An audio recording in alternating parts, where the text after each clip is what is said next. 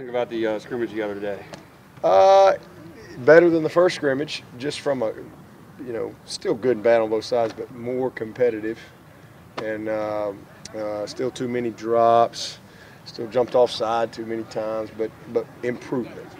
So I was encouraged by both sides on some of the things that I saw, but still a long way away from being game ready or anything like that. But we're making progress, and I thought today was a gut check type practice. Today was a tough practice for them, and I thought they pushed through it well and had a good strong finish. But Monday will be our last day as a unit on both sides. We'll do a little half scrimmage day, and then because Wednesday we'll split the team and we'll play the game. So today was a real critical practice as far as what we were trying to finish up with. But we're in a good place. I see our D-line getting better. I think we've got some guys making some real improvements. Xavier Kelly might have had his best day today. Darnell's getting better. He can definitely do it.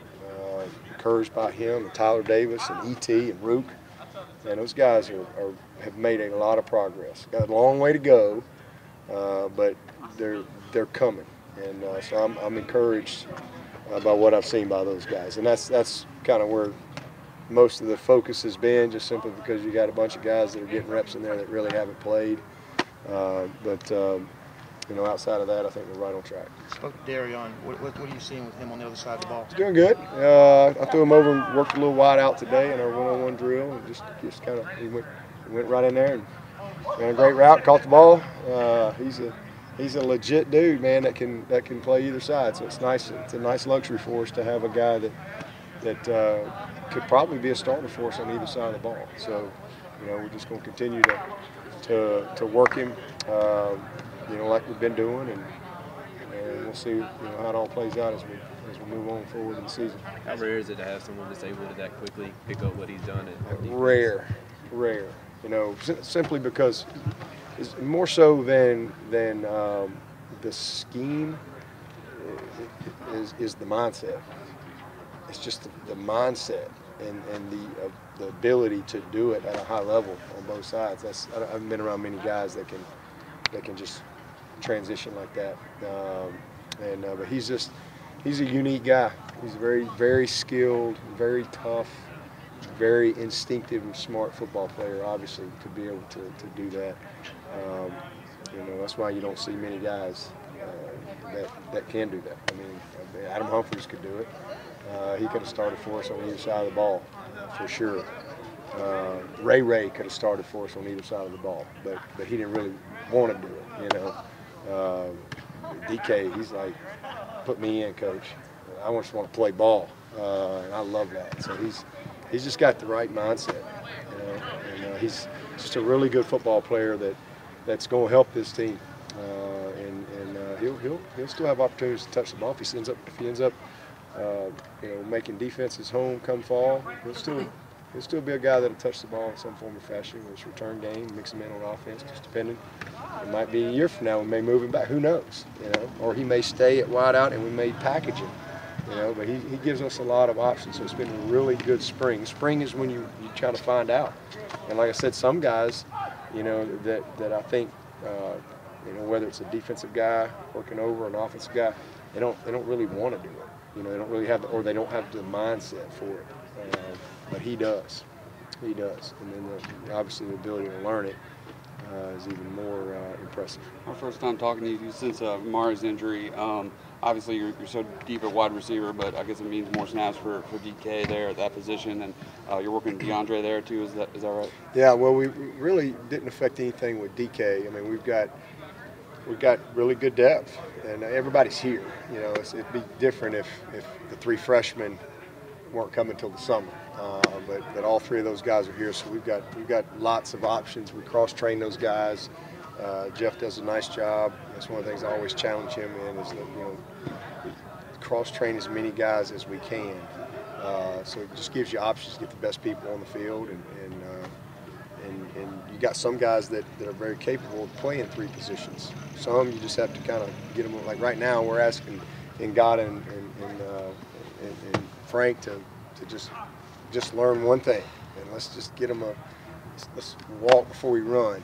But T.J. Chase and Cornell and Will and DeAndre, those are guys that could, you can move around and ask them to do different things. It's been really good for DeAndre, really good. He's made a lot of big plays for us. He's he's a sneaky, he's a guy that can flat out play. He sometimes, can get lost in the shuffle when you look at Justin and T, and those are probably high round picks one day if they stay healthy and keep progressing. But DeAndre's a guy that'll have a chance to play at the next level too. And so his ability to move around a little bit has been good. He got banged up today, nothing serious, but he might be out a few days too. So, it's just more opportunity for Speck and TJ and Cornell and those guys that all been kind of working in there in that slot spot. A couple of the coaches that were walking off a minute ago, all they could talk about was Joseph Ngata. I take it he continues to shine. Yeah, he and Frank took a step forward the other day. They really they weren't ready for the stadium that first scrimmage. They had been really good over here, and then all of a sudden it's just amazing. You get over in that stadium, it's just different. And they didn't have a very good scrimmage, but I thought they bounced back the other day, and then both of them had a good day today. So yeah, they're just two really good players, as is Spector.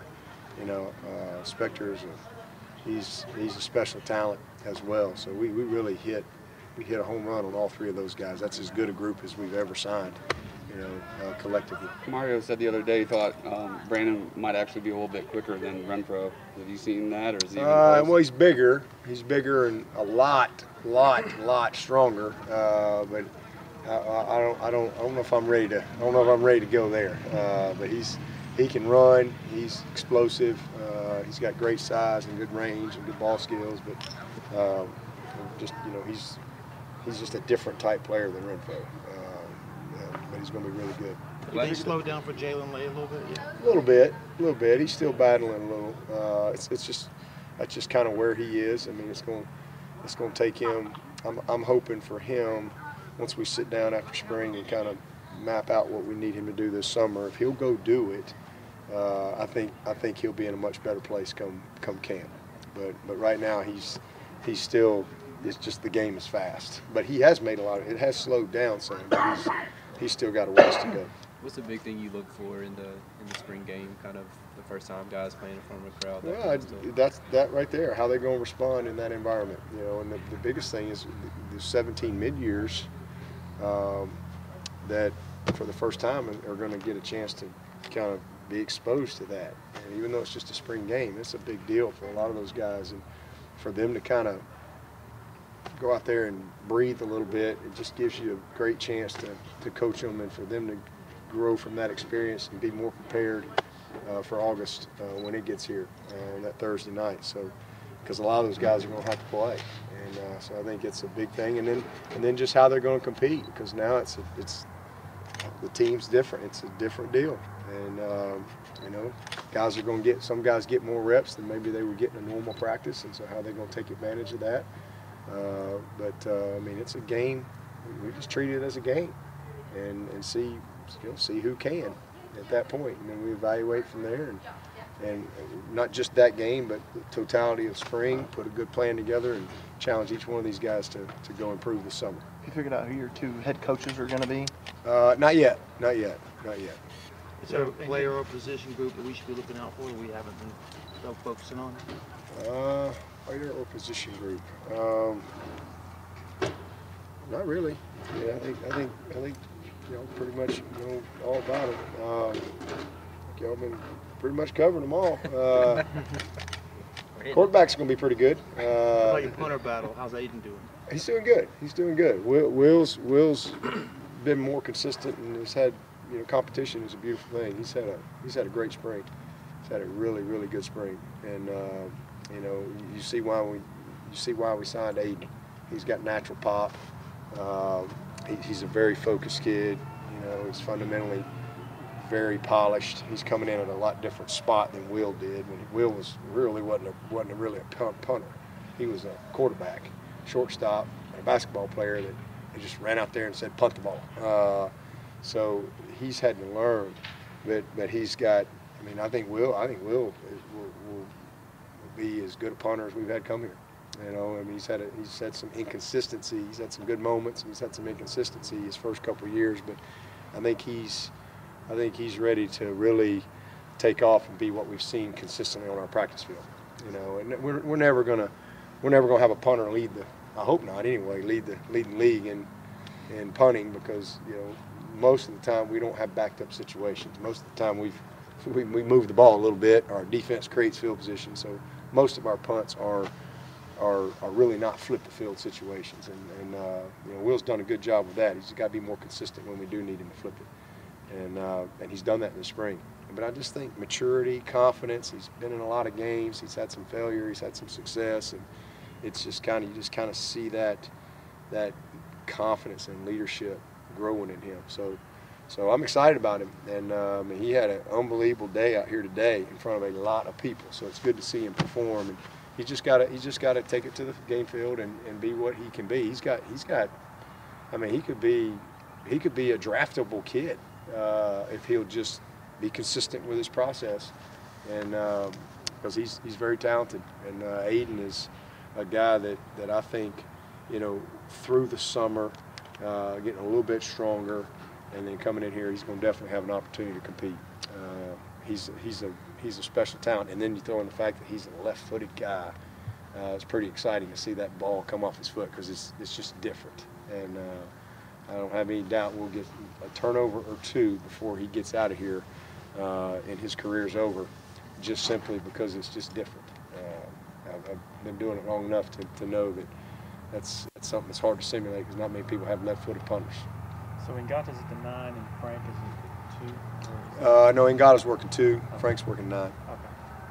When you go into a spring game type situation, how important is it to see communication among the players in that kind of environment, and specifically on defense when you have so many new faces there? It's critical, and that's something that we'll be evaluating. You know, who can process it in the heat of the moment, in the, you know, the intensity of a game environment, and you know because now the emotion's a little higher, the adrenaline's a little higher, and now all of a sudden, you know, who can process the call? The guys aren't on the field, and you can't hear as much because there's a lot of people out there, and so you got to really be able to focus in and process things. So we'll see, you know, who does what, but that's a big part of it, you know, and it just helps them grow.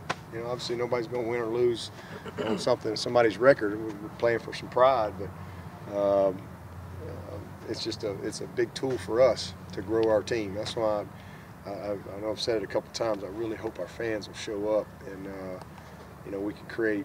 It's big for recruiting. We got a lot of great recruits that are coming in here, and you want to create a game atmosphere. Some of these kids, it's the first time or the only time that you might get them on campus.